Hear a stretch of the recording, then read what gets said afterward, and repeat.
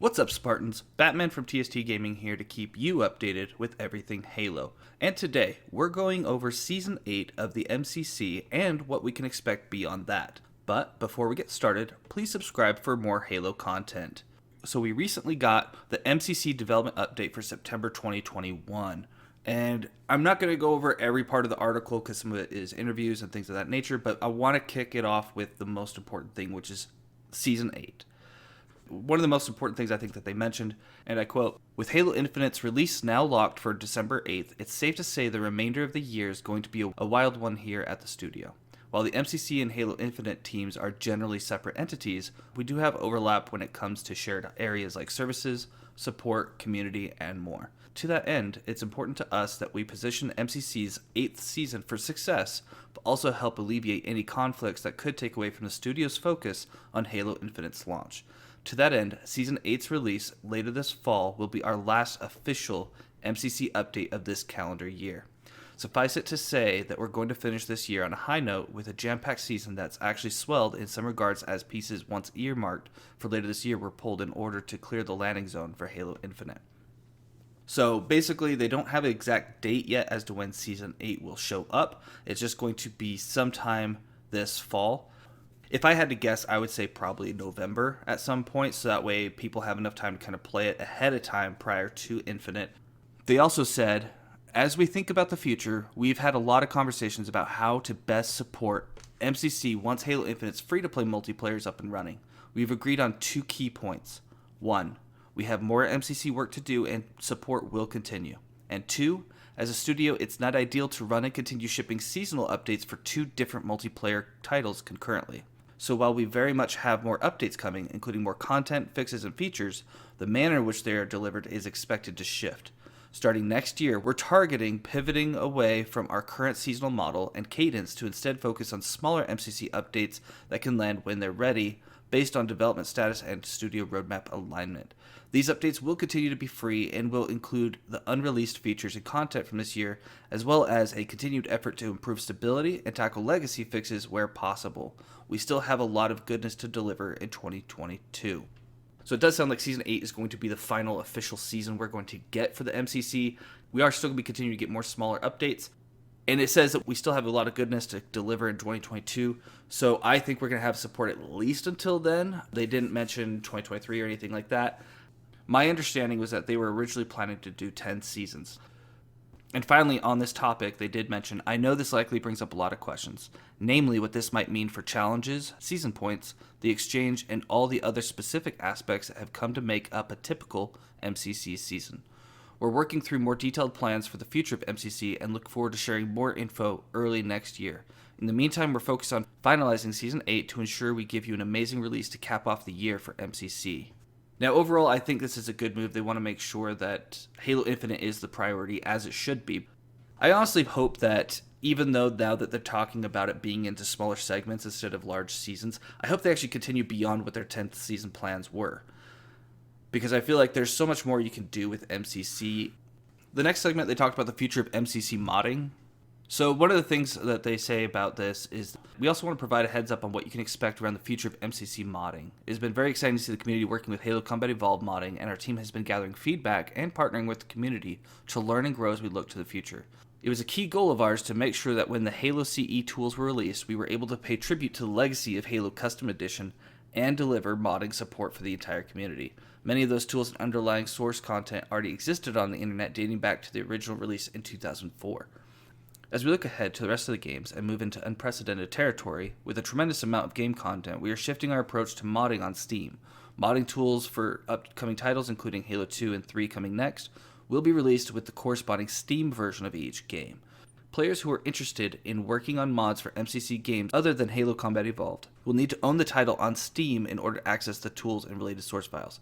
MCC and Xbox Game Pass for PC will continue to support mods. We will update the community on bringing these tools to Game Pass for PC in the future. So basically, if you want to be able to have any kind of modding ability, you will have to have it on Steam for now, and in the future they're going to have it on Game Pass for PC. The next main thing they talk about is the Season 8 flight that just happened, and they mentioned that it was the biggest ever for the Master Chief Collections.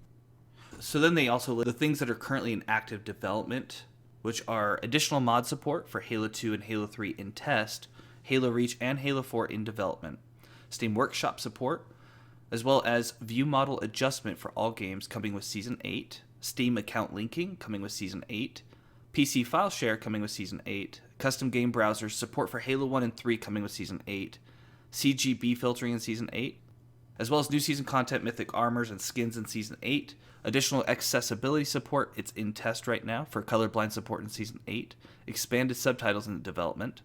Quality of life and legacy fixes include, they say, we are actively working through legacy fixes across our games. Here are a few to expect for Season 8.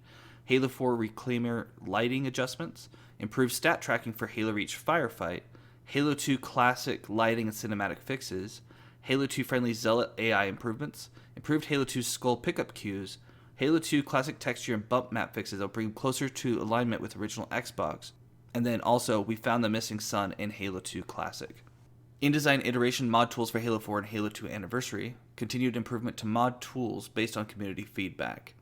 So it sounds like there's a lot coming with Season 8, some of which we've already seen. We know that there's, ODST Firefight is getting expanded. We know that the new Halo 3 map Icebox, which is a remake of Halo 2 Turf, post-match poses, campaign collectibles, campaign customization, and additional accessibility features such as colorblind filters and subtitle options are coming. So it'll be very interesting. I do like hearing that they're working with the colorblind filters because I know that that was a big thing that was praised in the first Halo Infinite flight.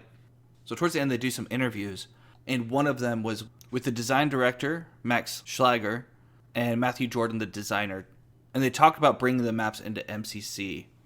So one of the questions in that interview that I want to go over is, what else does the team want to do with maps? Are there more? Are there other games in MCC that we are looking to try this process out for? Any cool details of things you want to share? And Matt said, right now, for the maps, I'd like to evaluate what can be done in terms of improving them and introducing them to more game types within matchmaking.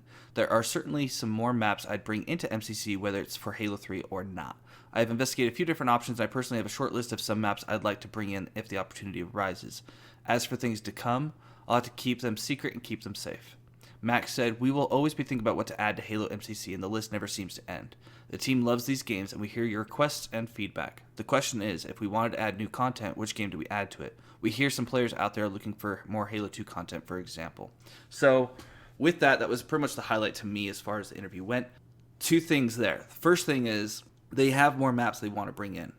Now, they did say it's whether for Halo 3 or not, but I do think it makes sense because Halo Online is where they pulled the maps Edge, Waterfall, and now Icebox from, because the content was already there, it just wasn't input into the game.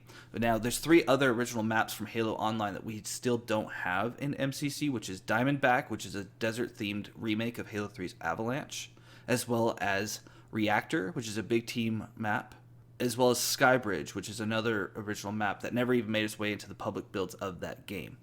So I can see those 3 being the next maps coming in. As far as maps outside of Halo 3, that would be really cool. I know the Halo Online maps were specifically designed with Halo 3 graphics engine in mind.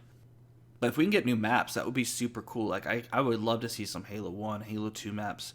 We already have a bunch of new Halo 3 maps, so I don't think we really need those. And I don't know how many people are playing Halo 4. Maybe some Reach maps would be cool, but Reach has Forge, which is much better than Halo 3. And so does...